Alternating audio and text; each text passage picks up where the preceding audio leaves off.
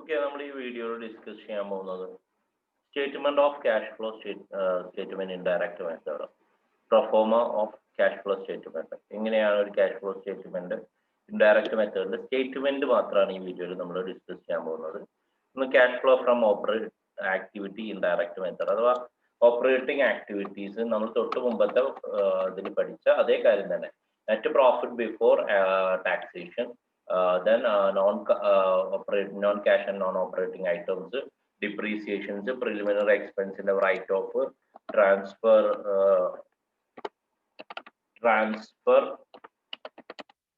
to general reserve, then discount on issue of debentures, shares and debentures, write-off each other, goodwill, patent write-off, loss on sale of fixed asset തുടങ്ങിയ കാര്യങ്ങൾ നേരത്തെ അതേ ചെയ്ത കാര്യങ്ങൾ തന്നെയാണ് ഇതിലും എന്തായിട്ടാണ് വരുന്നത്. ഓപ്പറേറ്റിംഗ് ആക്ടിവിറ്റി എന്ത് ചെയ്യുന്നു, ഡിക്രീസ് ഇൻ കറണ്ട് അസെറ്റിംഗ് ആഡ് ചെയ്യുന്നു, then increase in current liability എന്ത് ചെയ്യുന്നു, ആഡ് ചെയ്യുന്നു, ദെൻ നേരെ തിരിച്ച് ഏത് increase in current asset decrease in current liability എന്ത് ചെയ്യുന്നു, ലെസ് ചെയ്യുന്നു.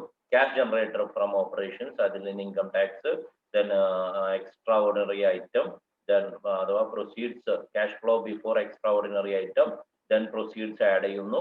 അതിനെ വിളിച്ച പേരാണ് ഏത്, net cash used or from operating activity. നേരത്തെ ചെയ്ത അതേ കാര്യം തന്നെ അവിടെ നിന്ന് ഇങ്ങോട്ട് വന്ന് cash flow from investing activity. ഇതിലൊരു മാറ്റവും ഇല്ല കേട്ടോ. നേരത്തെ നിങ്ങൾ ഡയറക്റ്റ് മെത്തേഡിൽ ചെയ്ത അതേ കാര്യം തന്നെ ഇവിടെ ചെയ്യുന്നുള്ളൂ.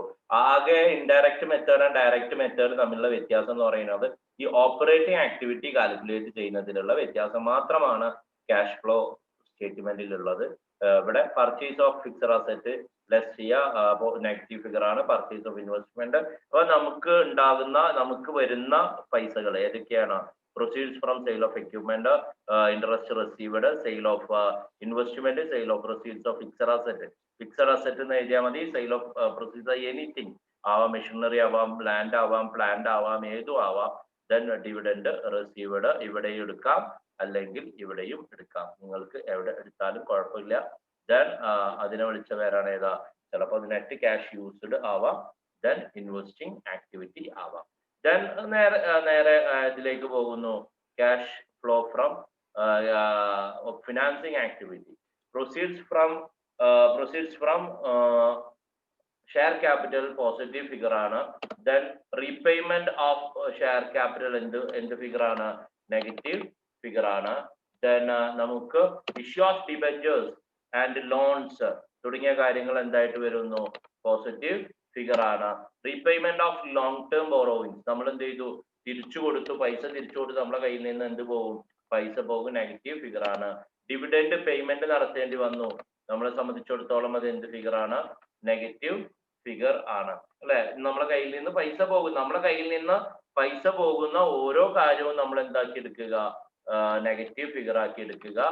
ദെൻ ഇൻട്രസ്റ്റ് കൊടുക്കേണ്ടി വന്നിട്ടുണ്ട്, അവിടെ ഇൻട്രസ്റ്റ് കൊടുക്കേണ്ടി വന്നിട്ടുണ്ടെങ്കിൽ നമ്മൾ എന്താക്കി മാറ്റുക? നമ്മൾ നെഗറ്റീവ് ഫിഗർ ആക്കി എടുക്കുക.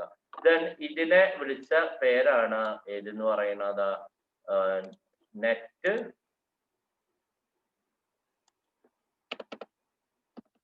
നമുക്ക് അതിൽ നിന്ന് കിട്ടുന്നത് പോസിറ്റീവ് ഫിഗർ ആണെങ്കിൽ net cash from or used, negative figure ആണെങ്കിൽ യൂസ്ഡ് എന്നാക്കുക. Financing activity from and used. Then net increase or decrease in cash, അഥവാ എന്താ പറയാ, അത് നിങ്ങൾക്ക് അറിയാവുന്ന കാര്യമാണ്. ഞാൻ പറഞ്ഞു തന്നിട്ടുണ്ട് ഏത്, ഓപ്പറേറ്റിംഗ് ആക്ടിവിറ്റിയും ഇൻവെസ്റ്റിംഗ് ആക്ടിവിറ്റിയും ഫിനാൻസിങ് ആക്ടിവിറ്റിയും തമ്മിൽ കമ്പയർ ചെയ്ത് നോക്കിക്കഴിഞ്ഞാൽ പോസിറ്റീവ് ഫിഗർ ആണ് കിട്ടുന്നതെങ്കിൽ ഇൻക്രീസ് എന്നും, നെഗറ്റീവ് ഫിഗർ ആണ് കിട്ടുന്നതെങ്കിൽ നമ്മൾ എന്താ പറയാ? ഡിക്രീസ് എന്നും എന്ത് ചെയ്യും? പറയും. Decrease or increase in cash and cash equivalence നമ്മൾ എന്ത് ചെയ്യുന്നു? നോക്കുന്നു. അവിടെ ആ കിട്ടുന്ന ആൻസറിൽ നിന്ന് നെറ്റ് ഇൻക്രീസ് ഓർ ഡിക്രീസ്, ആ കിട്ടുന്ന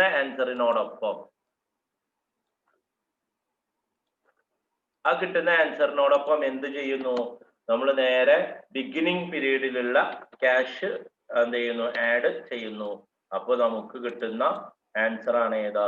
ക്യാഷ് ഇൻ എന്ന് പറയാ, cash or ഇക്വലൻസ് in final figure or balance at the end of the period. So ഒന്നുകൂടി പറയുന്നു, ഓപ്പറേറ്റിംഗ് ആക്ടിവിറ്റി സെയിം മെത്തേഡ്, അതിൽ നമ്മൾ ഇൻഡയറക്റ്റ് മെത്തേഡ് സെപ്പറേറ്റ് പ്രോബ്ലം കണ്ടതാണ്. അതേ രീതിയിൽ തന്നെയാണ് ഓപ്പറേറ്റിംഗ് ആക്ടിവിറ്റി കാണുക. Then cash flow from investing activity direct മെത്തേഡിൽ നിങ്ങൾ എങ്ങനെയാണോ ചെയ്തത് അതേ മെത്തേഡ് തന്നെയാണ്. ദെൻ ഫിനാൻസിങ് ആക്ടിവിറ്റിയും സെയിം മെത്തേഡ് തന്നെയാണ്. ബാക്കിയുള്ളതൊക്കെ സെയിം മെത്തേഡിൽ തന്നെയാണ് ഏത് പോകുന്നത്, ഡയറക്റ്റ് മെത്തേഡ് ഇൻഡയറക്റ്റ് മെത്തേഡും തമ്മിൽ വ്യത്യാസമില്ല. ദെൻ ഏതിൽ വ്യത്യാസം വരുന്നു, ഓപ്പറേറ്റിംഗ് ആക്ടിവിറ്റിയിൽ മാത്രം വ്യത്യാസം വരുന്നു. So this is the statement, എഴുതിയെടുക്കുക, പഠിക്കുകയും ചെയ്യുക. Okay, thank you so much. എല്ലാവർക്കും നല്ലത് വരട്ടെ.